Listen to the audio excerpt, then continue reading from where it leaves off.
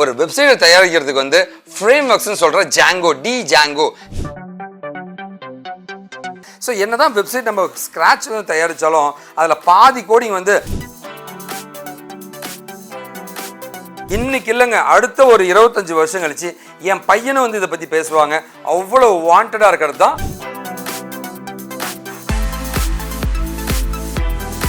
ஒரு பேஜை மட்டும் நான் தயாரிக்கிறேன் அப்படின்னா வந்து அந்த ஃப்ரண்ட் அண்ட் டிசைன்னு சொல்லுவாங்க.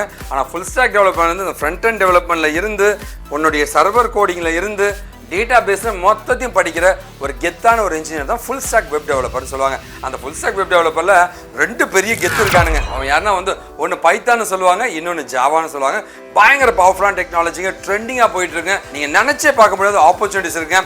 இது எப்படி படிக்கிறதுங்க, என்ன மாதிரி ப்ராஜெக்ட்ஸ் தான் தயாரிக்கிறாங்க, அதில் ஆப்பர்ச்சுனிட்டிஸ் எப்படி இருக்குங்க, அண்ட் சேலரி என்னன்றதை பற்றி டீட்டெயிலாக பார்க்க போகிறோங்க. நான் உங்களோட அண்ணன் வெங்கட் ஃப்ரம் விக்கிடெக்கி அண்ட் காஷியன் ஃபார் கம்பெனி.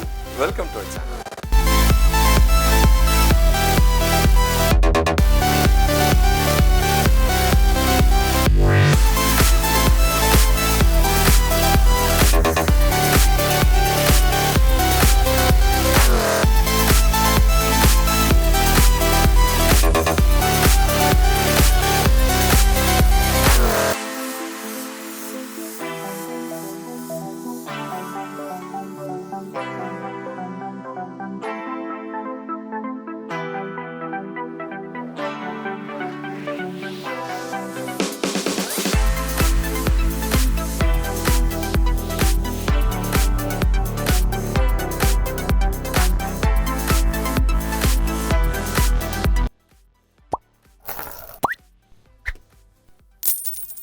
பைத்தான்.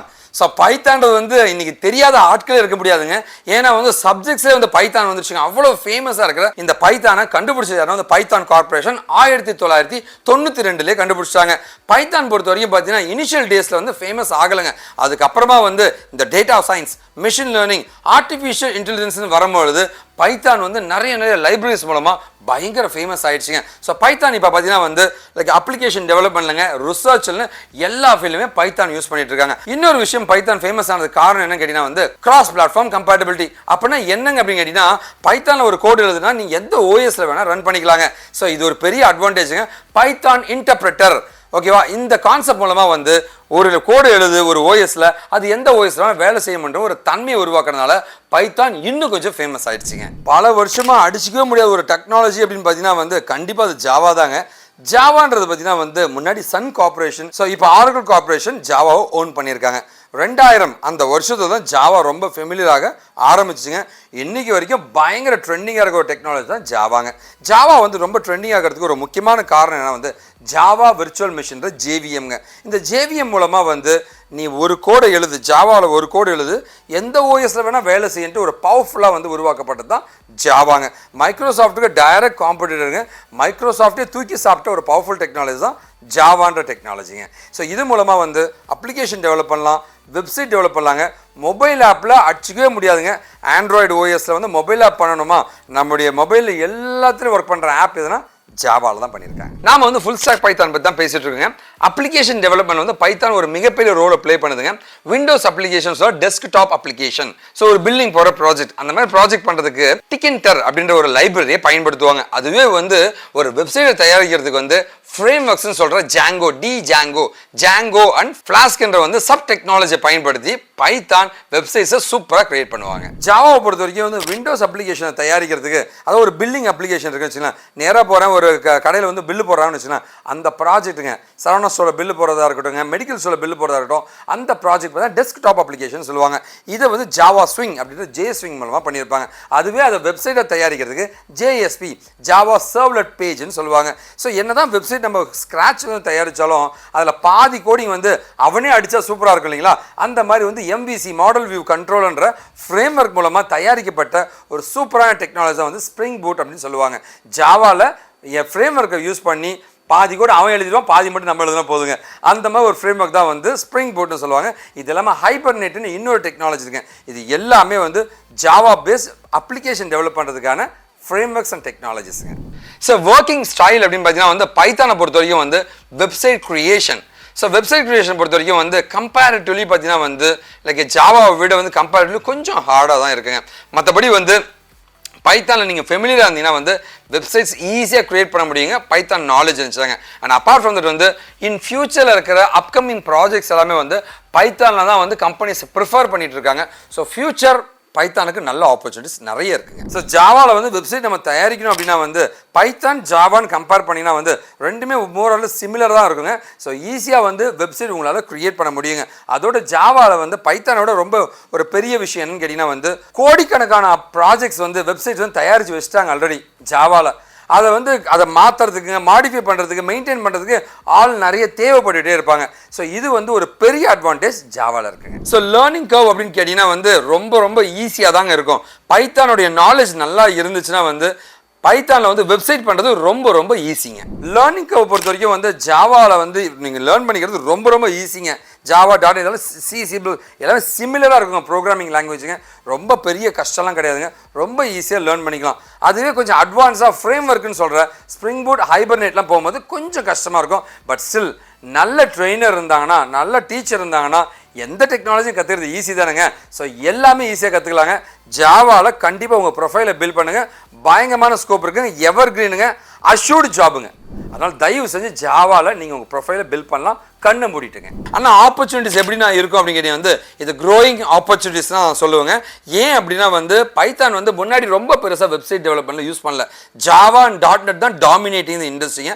இப்போ வந்து Django and Django and flask வந்து வந்த பின்னாடி வந்து நிறைய கம்பெனிஸ் வந்து பைத்தான்லையும் பண்ண ஆரம்பிச்சுக்கிட்டு இருக்காங்க. அதனால் ஆப்பர்ச்சுனிட்டிஸ் இப்போ மெதுவாக வந்து இன்க்ரீஸ் ஆகிட்டு இருக்கிறது தான் நிதர்சனமான உண்மைங்க. ஆப்பர்ச்சுனிட்டிஸை பற்றி நான் முன்னாடி சொல்லிட்டேங்க. இனாமரஸ் அமௌண்ட் ஆஃப் ஆப்பர்ச்சுனிட்டிஸ் வந்து ஜாவாவில் இருக்குங்க. என்ன ரீசன்னா திரும்ப சொல்கிற ஒரே ஒரு விஷயம் தாங்க. 2020 ஆரம்பித்தாங்க. இப்போ 2024 இந்த 24 வருஷத்தில் கோடிக்கணக்கான ப்ராஜெக்ட்ஸ் ஜாவாவில் பண்ணியிருக்காங்க. அந்த ப்ராஜெக்ட்ஸை வந்து மாடிஃபை பண்ணணும், மெயின்டைன் பண்ணணும், இல்லை வந்து ஃபியூச்சராக அதை ஸ்க்ராட்ச் பண்ணிட்டு நான் புதுசாக க்ரியேட் பண்ணுறேன், எதுவாக இருந்தாலுமே ஜாவா தெரிஞ்சும் வேணும். ஓகேவா? கோடிக்கணக்கான ப்ராஜெக்டை மெயின்டைன் பண்ண அதை என்ஹான்ஸ் பண்ணுறதுக்கு சின்ன சின்ன சேஞ்சஸ்லாம் பண்ணுறதுக்கு ஜாவா தெரிஞ்சும் வேணுங்க. இன்னைக்கு இல்லைங்க, அடுத்த ஒரு 25 வருஷம் கழிச்சு என் பையனும் வந்து இதை பற்றி பேசுவாங்க. அவ்வளோ வாண்டடாக இருக்கிறது தான் ஜாவான்ற ஒரு பவர்ஃபுல் டெக்னாலஜி. ஆப்பர்ச்சுனிட்டிஸ் பயங்கரமாக இருக்குங்க. இதில் படித்தா அஷ்யூர்டு ஜாபுங்க. ஆனால் ஒழுங்காக படிக்கணும். இப்போ சேலரின்னு பார்த்தீங்கன்னா வந்து அதை பற்றி சொல்ல தேவையில்லைங்க. அந்நியாயத்துக்கு சேலரி கொட்டுங்க. ஓகேவா? பைத்தானுக்கு வந்து எப்பவுமே ஃபியூச்சர் நல்லா இருக்கும். ஏன் அப்படின்னா இவன் வந்து அழகாக வந்து AI data science and machine லேர்னிங்ட்டு ஃபியூச்சர் க்ரோத் டெக்னாலஜிக்கு நுழைஞ்சிட்டான் அப்படின்னா வந்து இவனோட ப்ரொஃபைல் டபுள் மடங்கு ட்ரிபிள் மடங்கு அதிகமாகிடுங்க. உங்களுக்கு தெரியுங்க, டேட்டா சயின்டிஸ்ட் தான் ஹையஸ்ட் பெய்டு இன் ஐடி இண்டஸ்ட்ரின்னு சொல்லுவாங்க. அவ்வளோ வாண்டடாக ஏஐ அண்ட் டேட்டா சயின்டிஸ்ட் தான் அநியாயத்துக்கு பே பண்ணிட்டு இருக்காங்க. ஸோ இவங்க பார்த்தீங்கன்னா வந்து இப்போ ஃபுல் ஸ்டாக் பைத்தானுக்கு நல்ல ஆப்பர்ச்சுனிட்டிஸ் இருக்குங்க. கண்டிப்பாக படிக்கலாம். ஓகே, ஆன் தி அதர் பார்த்தீங்கன்னா வந்து இவங்களோட அடுத்த லெவல் ஆஃப் கெரியர் க்ரோத் வந்து மிஷின் லேர்னிங் எக்ஸ்பர்ட்ஸுங்க, பைத்தான் மிஷின் லேர்னிங் எக்ஸ்பர்ட்ஸுங்க, டேட்டா சயின்ஸ் எக்ஸ்பர்ட்ஸுங்க, டேட்டா சயின்டிஸ்ட் சொல்லுவாங்க, ஏஐ இன்ஜினியருங்க. இந்த மாதிரி லெவலுக்கு போயிட்டாங்கன்னா வந்து நீங்கள் நினச்சிக்கணும் பார்க்க முடியாத மார்க்கெட்டோட ஹையஸ்ட் சேலரி இவங்க தான் வாங்கிட்டு இருக்க போகிறாங்க. சேலரி பொறுத்த வரைக்கும் சொல்லணுமாங்க, ஜாவாக்கெலாம் ஹையஸ்ட் பெய்டு சேலரிங்க. ஐடியில் ஜாவாலாம் வந்து ஒரு ஐகானிக் ஜாப் மாதிரிங்க. சேலரி கொட்டுங்க. அப்படி எவ்வளோ சேலரி கொடுக்குறான்னு கேட்டிங்கன்னா வந்து குறைந்தபட்சமே வந்து ஒரு 3 வருஷத்தில் 1 lakh சேலரியை வந்து அசால்ட்டாக நீங்கள் டார்கெட் பண்ணலாங்க. அண்ட் அப்பார்ட் வந்து பார்த்தீங்கன்னா வந்து இதோடைய ஃபியூச்சர் க்ரோத் என்னவா பண்ணலாம், அந்த மொபைல் ஆப் டெவலப்பருங்க, ஃப்ளட்டர் சொல்லுவாங்க. ஸோ ஃப்ளட்டர் மாதிரி டெக்னாலஜி படிச்சிங்கன்னா வந்து ஒரு வெப்சைட்டும் பண்ண தெரியும், மொபைல் ஆப்பும் பண்ண தெரியும்னா உங்கள் ஸ்கோப் பயங்கரமாக இருக்குங்க. அநியாய வாண்டட் ப்ரொஃபைல் ஆகிடுங்க. கண்ணை மூடிட்டு படிங்க ஜாவாவை. சரிங்க, இந்த வீடியோவோட எண்டுக்கு வந்தாச்சுங்க. ஃபைனலாக வந்து நீங்கள் கேட்குற ஒரு கேள்வியோ, பைத்தானா ஜாவாவா, எந்த ஃபுல் ஸ்டாக்கு செம ஓப்பனிங்ஸ் இருக்கும், செம ஆப்பர்ச்சுனிட்டி இருக்குன்னா வந்து கரண்ட்டாக பார்த்தீங்கன்னா வந்து ஃபுல் ஸ்டாக் ஜாவாக்கு நினச்சே பார்க்க முடியாத ஆப்பர்ச்சுனிட்டிஸ் இருக்குங்க. அண்ட் ஃபியூச்சரில் வந்து ஃபுல் ஸ்டாக் பைத்தானுக்கு இருக்க வாய்ப்புகள் இருக்குங்க. பட் ஆனால் வந்து என்னுடைய அட்வைஸ் வந்து ரேங்க் 1 வந்து ஃபுல் ஸ்டாக் ஜாவாக்கு தான் நான் தருவேங்க. அதுக்கப்புறம் தான் ரேங்க் 2 தான் வந்து ஃபுல் ஸ்டாக் பைத்தானுக்குங்க. சரிங்களா? இதே ரேஷியோ வந்து டேட்டா சயின்ஸ் ஏஐ மாதிரி படிக்கணும், ரிசர்ச்சர் மாதிரி போகணும் அப்படின்னா பைத்தான் தான் நம்பர் 1ங்க ஃபார் எவருங்க. அடுத்த ஒரு 50 வருஷத்துக்கு பைத்தானை உடச்சிக்க முடியாதுங்க. அவ்வளோ பவர்ஃபுல்லாக போயிட்டு இருக்கு பைத்தானுங்க. பட் ஆனால் ஃபுல் ஸ்டாக்னு வரும்போது ஜாவா இஸ் டாமினேட்டிங். கண்டிப்பாக வந்து உங்கள் ப்ரொஃபைலை பில்ட் பண்ண நினச்சினா வந்து ஜாவாக்கு ப்ரிஃபரன்ஸ் கொடுங்க. இல்லைனா எனக்கு பைத்தான் ரொம்ப இன்ட்ரெஸ்ட், பைத்தானை ட்ரை பண்ணக்கூடாதான்னு கேட்டால் அப்படி கிடையாதுங்க. பைத்தானும் ட்ரை பண்ணலாம். ஃபுல் ஸ்டாக் பைத்தானுக்கும் ஆப்பர்ச்சுனிட்டிஸ் இருக்குங்க. பட் ஆனால் ஜாவாக்கு கோடிக்கணக்கான ப்ராஜெக்ட்ஸ் முன்னாடியே பண்ணி வச்சுருக்காங்க. அதை மெயின்டைன் பண்ண தான் ஆள் தேவைங்க. அதனால் ஜாவாக்கு எப்போவுமே ஆப்பர்ச்சுனிட்டிஸ் இருந்துகிட்டே இருக்குங்க. ஸோ ஒரு வேளை வந்து இன்னும் கைடன்ஸ் வேணும், ஜாவாவோ பைத்தானு கைடன்ஸ் வேணும், நான் நேரில் வந்து பார்க்கணும்னு ஆசைப்பட்டீங்கன்னா கண்டிப்பாக வாங்க. படிக்க நீங்கள் தயாராக இருந்தால் சொல்லித்தர அண்ணன் தயாராக இருக்குங்க. கண்டிப்பாக அந்த வீடியோ பிடிச்சிங்க. ஒரு பெரிய நம்பிக்கையோட இந்த வீடியோ முடிக்கிறேங்க. நன்றி, வணக்கம், வாழ்க தமிழ்.